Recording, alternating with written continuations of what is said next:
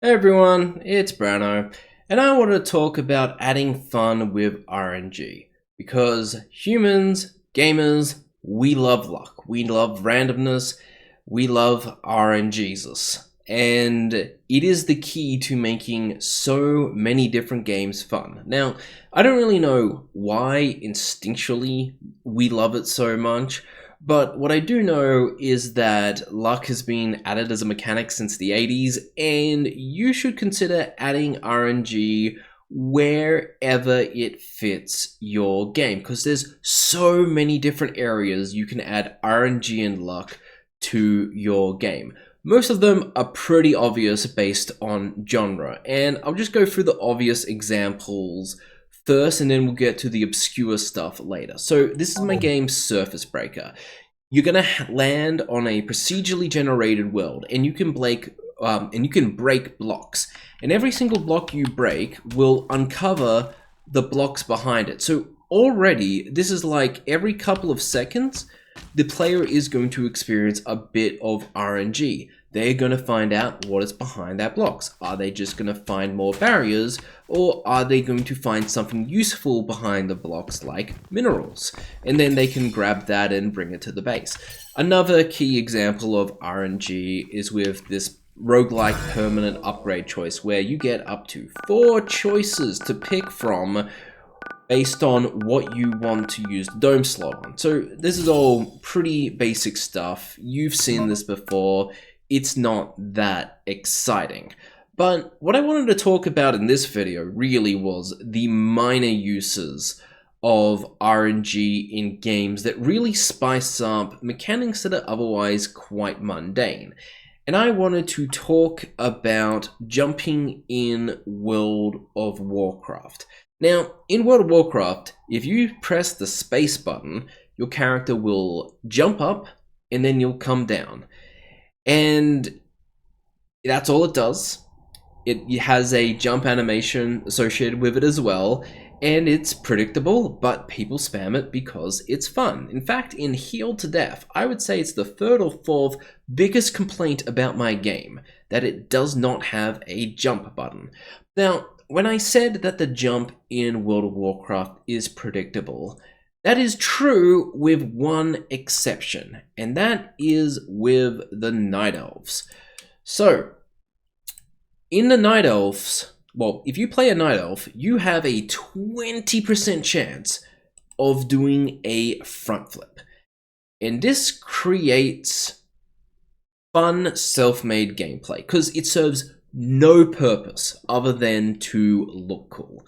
But as someone who has played a Night Elf in the past, I have, with many other Night Elves on many occasions, had front flip competitions to see who could do the most amount of front flips in a short period of time. I'm sure I'm not the only one. In fact, this article is about how someone broke the record for the largest amount of consecutive Night Elf flips recorded. This was a community spotlight that deserved its own article. And you can see the level of excitement when people get to it. So this is a guy who's just playing WoW, he's running from some enemy mobs, and then he is going to pull off a 17 Night Elf flip combo. So it starts right now, and you're gonna see his excitement build up as time goes on. You can already just see the smile on his face. It's very contagious. 11, 12, 13, 14, And he's just like, oh my god, I can't believe 17, this. 18, 9. And then it stops. He just does the regular jump. But that moment right there got me to think really deeply about all these other small, predictable, mundane elements that I could add RNG to.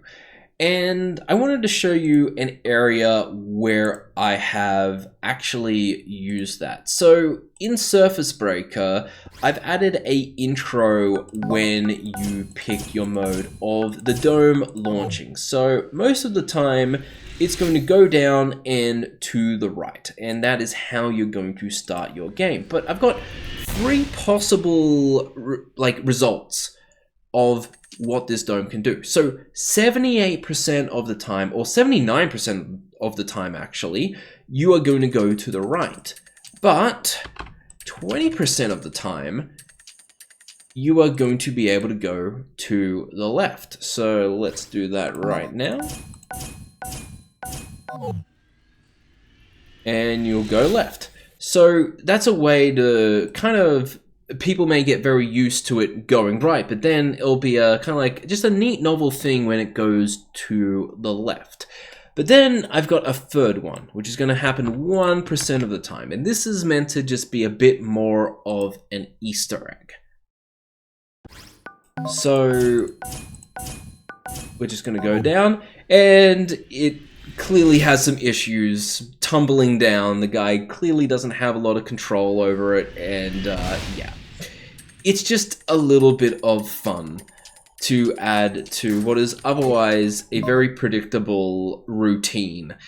And I think that is something worth considering adding to your games when it's not a lot of effort. I would not go out of my way to make stuff like this if it wasn't a quick, in the moment, just, oh, that'd be funny, that'd be fun.